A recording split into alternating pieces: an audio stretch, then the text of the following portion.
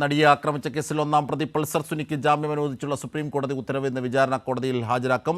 കർശന ജാമ്യവ്യവസ്ഥകൾ വേണമെന്നാണ് പ്രോസിക്യൂഷൻ ആവശ്യപ്പെട്ടിരിക്കുന്നത്. വിവരങ്ങളുമായി ഇപ്പോൾ സാലി മുഹമ്മദ് ചേരുന്നു. സാലി, എന്തൊക്കെയാണ് ഇതിൻ്റെ വിശദാംശങ്ങളായി നൽകാനുള്ളത്?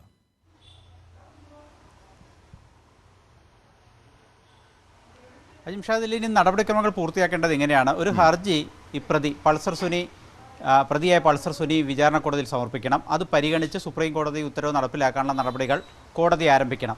അപ്പോൾ പ്രോസിക്യൂഷൻ്റെ ഭാഗം കേൾക്കണം. സ്വാഭാവികം പ്രോസിക്യൂഷൻ ഇക്കാര്യത്തിൽ കർശന നിലപാട് സ്വീകരിക്കും. ജാമ്യവ്യവസ്ഥകൾ കർശനമായിരിക്കണം എന്നുള്ളതായിരിക്കും ഒന്നാമത്തെ ഡിമാൻഡ്. ആ കർശന ജാമ്യവ്യവസ്ഥകളോടെ ജാമ്യം അനുവദിക്കാം എന്നുള്ളതായിരിക്കും പ്രോസിക്യൂഷൻ നിലപാട്. കാരണം സുപ്രീം കോടതി അങ്ങനെ നിലപാടെടുത്ത പശ്ചാത്തലത്തിൽ ഇനി പ്രോസിക്യൂഷൻ ജാമ്യവ്യവസ്ഥയിൽ മാത്രമേ ഒരു നിഷ്കർഷ വയ്ക്കാൻ കഴിയൂ. അതിനനുസരിച്ച് പ്രോസിക്യൂഷൻ നിലപാട് സ്വീകരിക്കുകയും ചെയ്യും. അത് ഇന്ന് തന്നെ ഈ ഹർജി സമർപ്പിക്കുകയും ഇന്ന് തന്നെ ഒരുപക്ഷെ വാദം നടക്കുകയും ചെയ്യും. പക്ഷേ ആ ഹർജി ലഭിച്ചാലുടൻ തന്നെ പ്രതിയെ ഹാജരാക്കുന്നതിന് വേണ്ടി ഉള്ള പ്രൊഡക്ഷൻ വാറണ്ട് കോടതി ഇഷ്യൂ ചെയ്ത് പ്രതിയെ കോടതിയിൽ ഹാജരാക്കിയതിന് ശേഷമായിരിക്കും തുടർ നടപടികളിലേക്ക് കടക്കുക. അതുകൊണ്ട് തന്നെ ഇന്ന് തന്നെ പൾസർ സുനിക്ക് പുറത്തിറങ്ങാനുള്ള സാധ്യതയില്ല.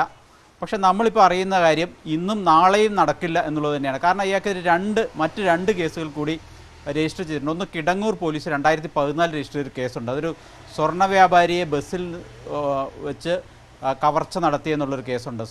അത് 2014 രജിസ്റ്റർ ചെയ്ത കേസ്. അത് ഇപ്പോഴും പെൻഡിങ്ങാണ്. അതിൽ അയാൾക്ക് ഇനി ജാമ്യം ലഭിച്ചിട്ടുണ്ടെങ്കിൽ അതിന് ജാമ്യവ്യവസ്ഥ യാഥാർത്ഥ്യം പൂർത്തിയാക്കിയിട്ടില്ല.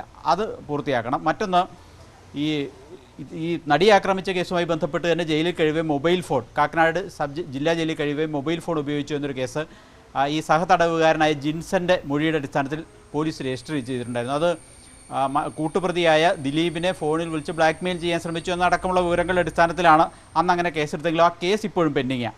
അതിലും ജാമ്യമുണ്ട്.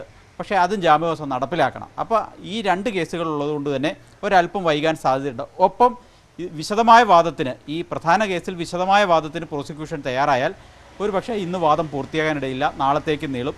അങ്ങനെയാണെങ്കിൽ നാളെയോ മറ്റന്നാളോ മാത്രമേ പൾസർ സുനി ജയിൽ മോചിതനാകാൻ സാധ്യതയുള്ളൂ എന്നതാണ് ഇപ്പോഴത്തെ സാഹചര്യം.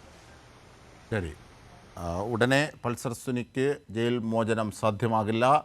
അതിന് നടപടിക്രമങ്ങളുണ്ട്. അതിൻ്റെ മറ്റ് നടപടിക്രമങ്ങളുടെ വിശദാംശങ്ങൾ കൂടിയാണ് സാലി മുഹമ്മദ് നൽകി.